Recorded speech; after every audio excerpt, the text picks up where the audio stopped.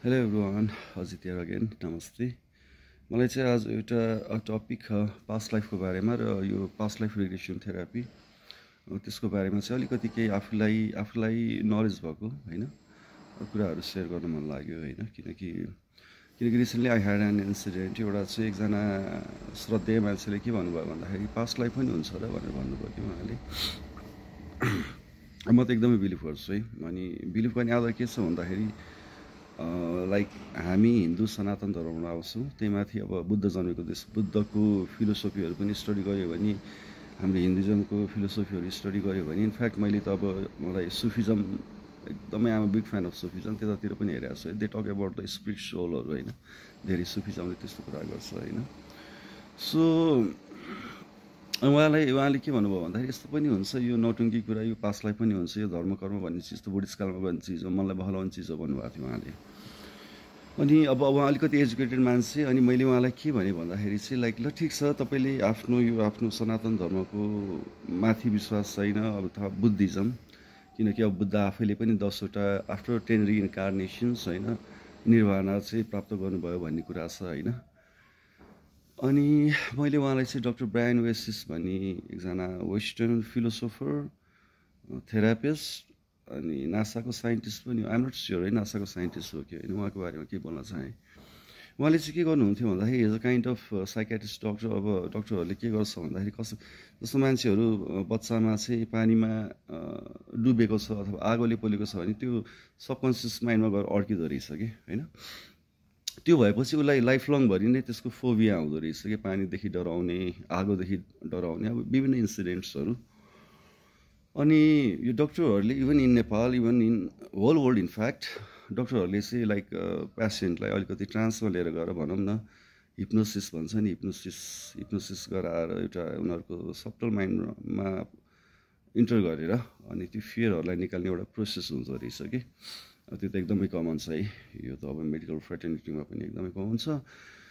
अनि एउटा इन्सिडेन्ट के भइदिन्छ भन्दाखेरि डक्टर ब्रायन वेसिसले त्यो थेरापी गर्दा गर्दै उसलाई सफोकेसन हुने हुन्छ त्यो मान्छेलाई होइन, एकदम सफोकेसन, के अब सास फेर्न गाह्रो, त्यस्तो टाइपको प्रब्लम्स उसलाई थेरापीमा लाँदा गर्दा, आई मिन त्यो हिप्नोसिस गर्दा अर्को लाइफमा पुगिदिन्छ कि, अर्को लाइफमा पुगिदिन्छ र त्यो एउटा घर भत्केर पुरिएर मरेको हुँदो रहेछ कि त्यो टाइममा हो होइन।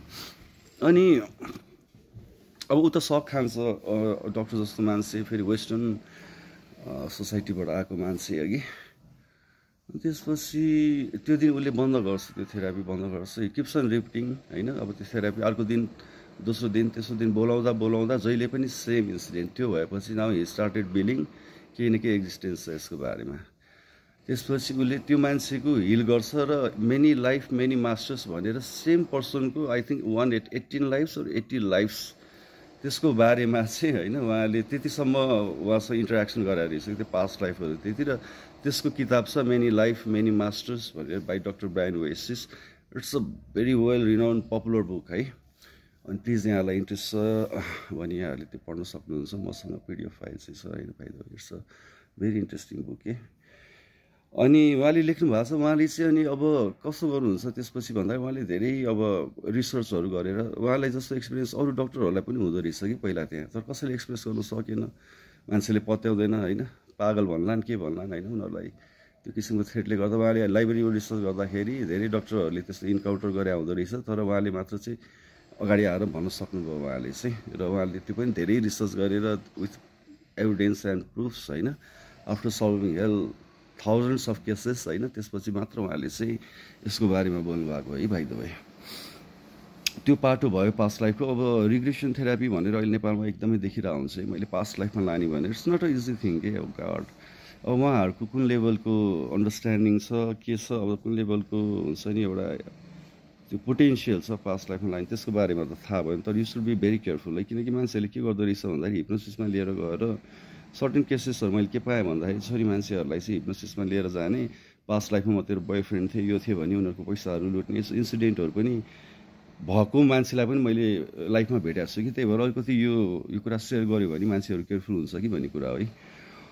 त्यसपछि आएर त्यही हो, everything is कर्मा होइन, I believe in Karma. In fact Karma is a universal law of nature पनि भनौँ, बुद्धले भने पनि त्यही हो होइन, साइन्सले भने पनि त्यही हो होइन, what was around comes around होइन। अनि आफूले जे गरे त्यसको फल कुनै न कुनै रूपमा त भोग्नै नै पर्छ है। अब भोग्ने चाहे यो जन्ममा होस् या अर्को जन्ममा होस्, अहिले गरेको कार्मिक अन्त भन्छ नि प्रारब्ध कर्म सञ्चित गरौँ दुनियाँ छ, त्यसको बारेमा डिटेल्समा जान छैन।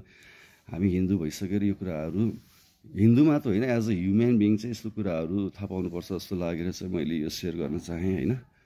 अब अरू के भनौँ त, त्यही हो। अब सो गुड एक्सन डिड्सहरू चाहिँ इम्पोर्टेन्ट हुँदो रहेछ है लाइफमा। राम्रो काम गरे राम्रो फल आउने, सेवा धर्म गऱ्यो भने इट मल्टिप्लाइज रे कि 100 टाइम्स, 10% दान दियो भने होइन, त्यस्तो कुराहरू। अनि त्यस्तो प्र्याक्टिस हामीले पनि गर्ने गरेको छ हाम्रो परिवारमा होइन। अब अलिकति हुन्छ नि, गरिब दिन दुखीलाई हेऱ्यो भने चाहिँ उनीहरूको कल्याण होइन कि आफ्नै कल्याण हुने रहेछ कि। ओके गाइज, यति मैले भने। हस्, thank you for watching and I'll keep on posting if you guys are interested होइन, कभरिङ डिफ्रेन्ट टपिक्स। आफूलाई आफूमा भएको नलेजको कुराहरू सेयर गर्नु राम्रो हो जस्तो लाग्छ है। Thank you so much, thank you for your time, bye by.